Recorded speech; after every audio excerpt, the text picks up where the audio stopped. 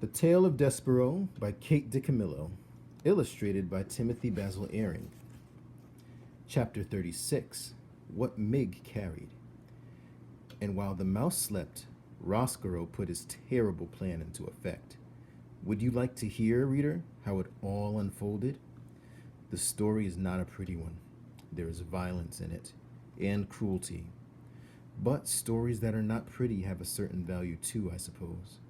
Everything, as you well know, having lived in this world long enough to have figured out a thing or two for yourself, cannot always be sweetness and light. Listen, this is how it happened. First, the rat finished once and for all the job he had started long ago. He chewed through Gregory's rope, all the way through it, so the jailer became lost in the maze of the dungeon. Late at night, when the castle was dark, the serving girl, Miggery Sow, climbed the stairs to the princess's room. In her hand, she carried a candle, and in the pockets of her apron were two very ominous things. In the right pocket, hidden in case they should encounter anyone on the stairs, was a rat with a spoon on his head and a cloak of red around his shoulders. In the left pocket was a kitchen knife, the same knife that Miggery Sow had used to cut off the tail of a certain mouse. These were the things, a rat and a knife and a candle, that Mig carried with her as she climbed up the stairs.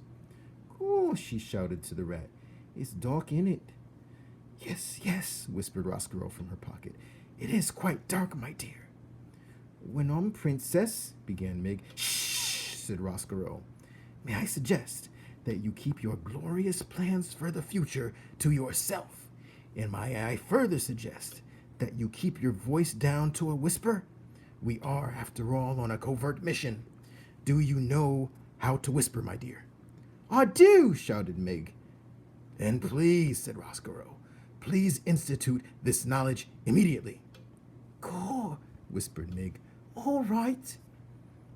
"Thank you," said Roscoe. "Do I need to review with you again our plan of action?" "I got it all straight in here in my head," whispered Mig, and she tapped the side of her head with one finger. "How comforting," said Roscoe. "Perhaps, my dear, we should go over it again. One more time, just to be sure." "Well," said Mig, "we go into the princess's room, and she will be sleeping and snoozing and snoring, and I will wake her up and show her the knife and say, 'If you does not want to get hurt, princess, you will come with me.'" "And you will not hurt her," said Roscoe. "No, I won't, because I want her to live so that she can be my lady in waiting when I become the princess." "Exactly," said Roscoe. "That will be her divine comeuppance." "Cool," whispered Mig. "Yes, her divine comeuppance."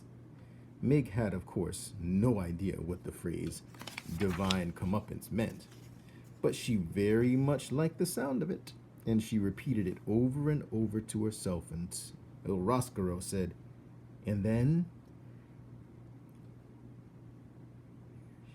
"And then," continued Mig, "I tells her to get out of her princess bed and come with me on a little journey." "Ha," said Roscoe, "a little journey, that is right. Ha, I love the understatement of the phrase. A little journey. Oh, it will be a little journey. Indeed it will." "And then," said Mig, who was now coming to her favorite part of the plan, "we take her to the deep downs, and we give her some long lessons in how to be a serving girl, and we gives me some short lessons on how to be a princess. And when we is all done studying up, we switch places. I gets to be the princess, and she gets to be the maid. Cool." Reader, this is the very plan that Roscoe presented to Mig when he first met her. It was, of course, a ridiculous plan. No one would ever, not for one blind minute, mistake Mig for the princess or the princess for Mig. But Miggery Sow, as I pointed out to you before, was not the sharpest knife in the drawer. And reader, too, she wanted so desperately to become a princess. She wanted, oh, how she wanted.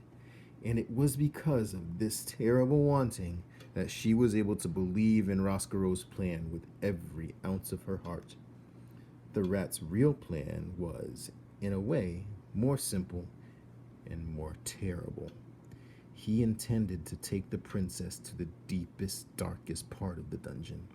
He intended to have Mig put chains on the princess's hands and her feet, and he intended to keep the glittering, glowing, laughing princess there in the dark forever.